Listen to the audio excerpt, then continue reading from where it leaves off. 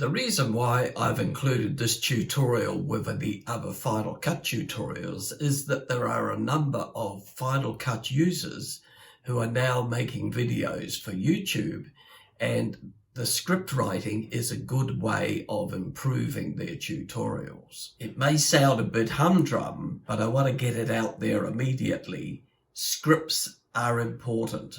As with everything in life, we need to plan. Otherwise, how would we know where we were going? How would we know where we'd end up? And I'm sure you've heard that before. It's not a shortcut to just wing it. In fact, by producing a script, you will probably end up spending less time on your video than you would if you just jumped in and started recording.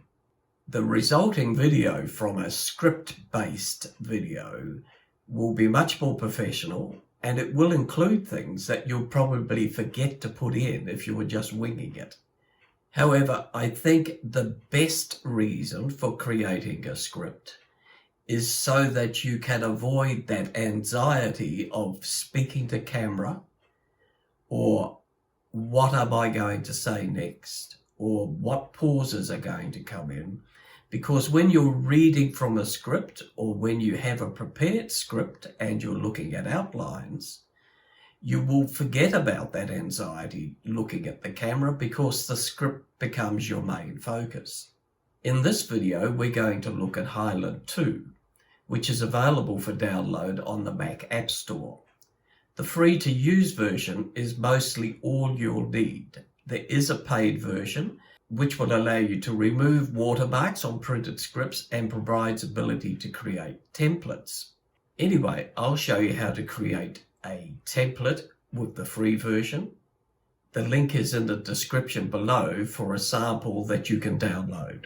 I'm Bruce McBride, and my goal is to improve your knowledge and to speed up your workflow in Final Cut. There are timestamps for this video in the description below. If you haven't already, please like, subscribe, and press the bell. So let's open up Highland. We will go to the File menu and we'll select New. And then this will bring up a blank document. I suggest you use the Stage Pay option here for the templates.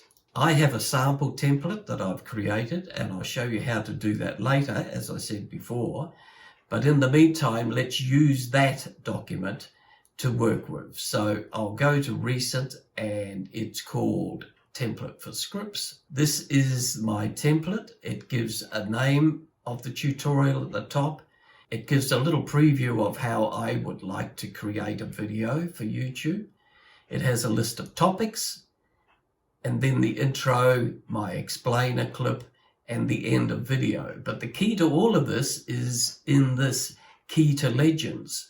So we would use this legend here to create a heading. That's a main heading. Here's a main heading here with one hashtag.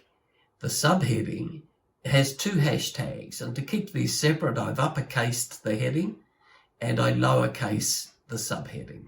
And then that comes in for us to type in our actual script. The headings and these other little extras that I'll show you in a moment are all shown in the left-hand side here. So at any time, you can go to face to camera, end of the video, the beginning of the video. Let's go to the intro, and it'll bring the intro up. So we can jump between these items in the left-hand panel here, and they are all automatically introduced by having these symbols here. So here's the key, heading, subheading, and then I have these ones here that where I need to add an item, to remind me to add an item, I just copy that and paste it in the appropriate position. So here's one where I already have the B-roll, so it has a tick.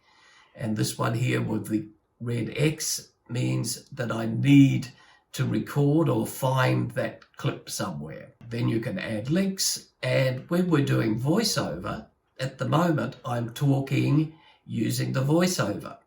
But when I need to face the camera, I put that subheading in, so it reminds me to look at the camera. Things like add title to post, these are little reminders that when I'm in post-production that I need to actually add that title. So as I said earlier, when I was saying that a script will help you remember things, and so that these will now not be missing in your post-production. Once you've put your headings in, like look face to camera, then you can type in what you need to say after that. Keep the paragraphs apart so that you can stop and either look at the camera to say those things or just cut away to the next clip. Even though I've included a sample in the downloads of the Highland template that you could use for YouTube, I think that it's a good idea that you're able to format it yourself. So let's have a look at how you would format some of the things in Highland. So you can select items in the Navigator, and as you move those items around, you'll see that the blue line there indicates where they're going to be placed in the Navigator, and then that also moves them in the text itself. So if I move this up here to intro, then if we have a look at intro here, we'll see that that show, entering, hide and print option is now showing at the top there. You can also search in the Navigator. So let's say we will search for voice. So let's type in there VOICE. There are the voiceovers, and you can access them directly without being confused by the other entries that are in your Navigator. The I here will give you the ability to include whichever ones of your formatting headings you want to be included in the Navigator. So let's now have a look how we can format the Highland text in the main text area. If you want to include one of the headings, you type ## and then type heading. And you can see now that heading appears here in the Navigator. If you want a subheading, type 2 hashes and then sub.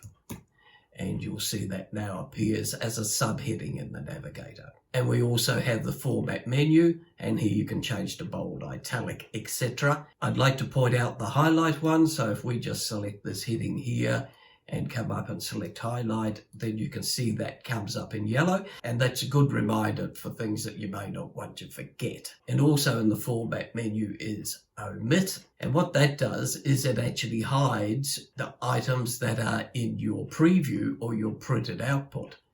So if you click on here, this is your printed output, and you can see at the moment that the hook and the intro and title, etc. here is all included at the moment in the printout. If we come here and we select those and we select Omit, then when we go to the printout, you'll see that they're no longer there. You'll see that there's a title at the top of the page. Now this is also accessed in the format menu. So when you pull up title page here, this is what will be in the title, and it will appear on your title page in the printed, or it will appear at the top of the page on your main text. The other thing you will notice here that I have included are these emojis. Now, as I mentioned before, the tick is telling me that this item has been done, and the red X is telling me things that need to be done, and of this face to camera, and we've also got the microphone saying for voiceover.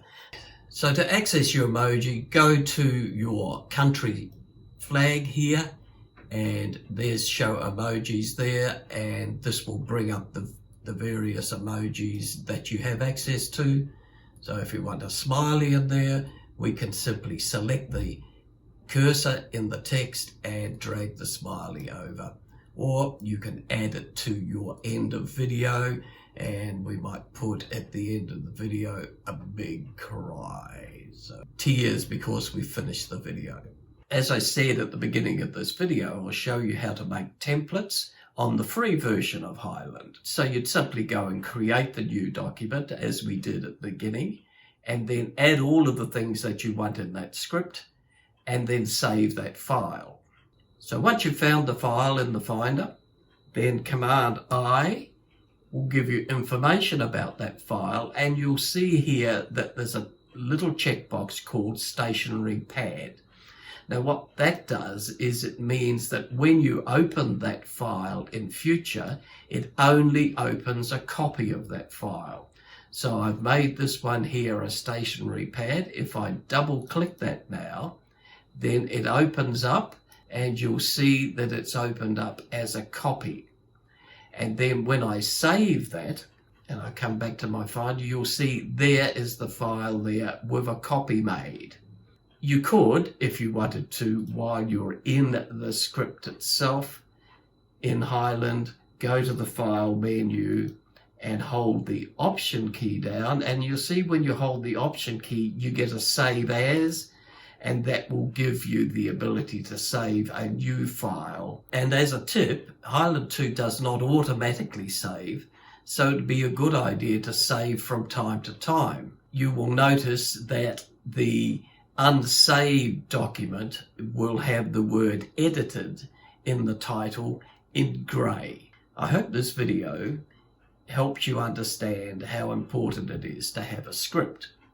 And as I said at the very beginning of this video itself, it's also very useful to help you remove that anxiety about speaking to the camera and having to remember what to say next.